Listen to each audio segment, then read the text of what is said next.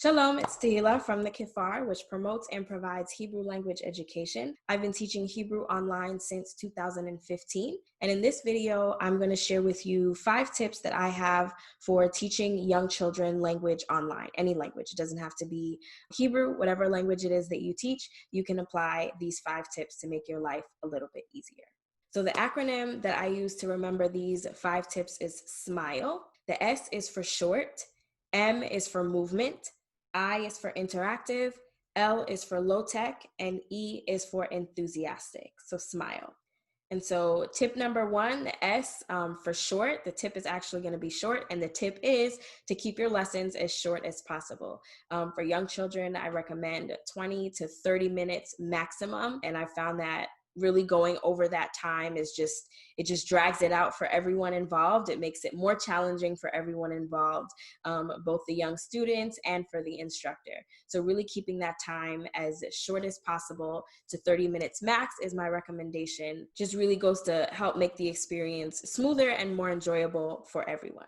And so my second tip is the M, and that's for movement. And I think it's really important to incorporate movement in your sessions when you're working with young children, just to give them a chance to move around. Unfortunately, in a lot of classrooms, they're expected to sit and not move and not speak for long periods of time, which is developmentally inappropriate, but even more so online. And so if, every 5 to 7 minutes, I would say, if you can break up what it is that you're teaching by including a song or maybe playing a game like Simon Says, or even if you're just standing up and doing stretches and you're walking them through stretching and breathing in the target language, all of those things really go towards making the time go by, which for young children is really important. You don't want the time to seem like it's dragging out. And also just allowing them to get up and move and stretch and have fun in the class, that it's not just all sitting and staring in this camera and just being talked at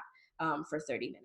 And speaking of being talked at or not being talked at, because that's what we don't want, the third tip, the I in SMILE, is to make your lessons as interactive as possible. Okay, so let's say if you're reading a story, you're pausing to ask questions or to ask for predictions. Another idea is to provide, let's say, a worksheet beforehand with various pictures. And as you're reading a story and students maybe hear a word or they identify a picture in the story, they can circle it on their sheets or take a couple of seconds to color it in or whatever. But it's basically, you're not just speaking at them for 30 minutes, but you're also giving them something to do. So they're actually being engaged and being involved in the session as opposed to just passively sitting and listening.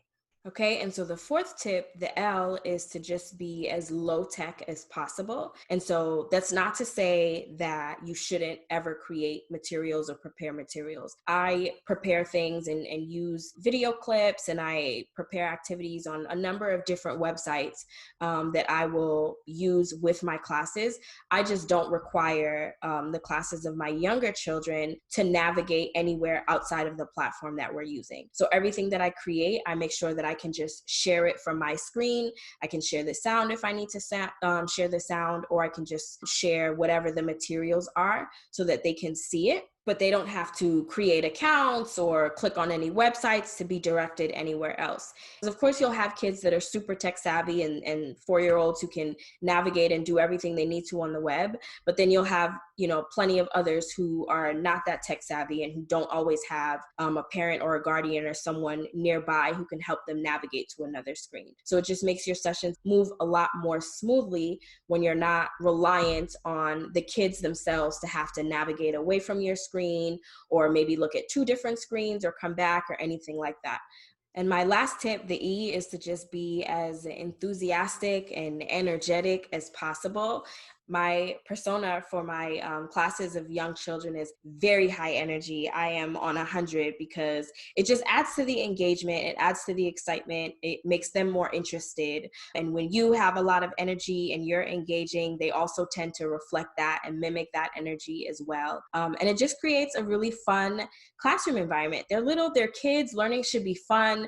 The language should be engaging for them. And so you want to definitely create that atmosphere, especially when you're introducing something so new and so foreign as another language. You want to make the space as welcoming and as fun and as engaging and as enthusiastic as possible. Okay, so those are my 5 tips. I also have a blog post that goes a little bit more in detail and adds some additional examples, and I've linked that in the description below.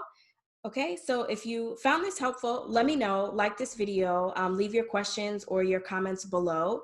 And if you are interested in teaching language online, be sure to check out the kefar.com/teaching language online. There's some resources and a helpful download there for you. And the link is also available in the video description below. Okay, so that's it. Thank you for watching. Toda ala tzfiya, and I will see you next time. להתראות.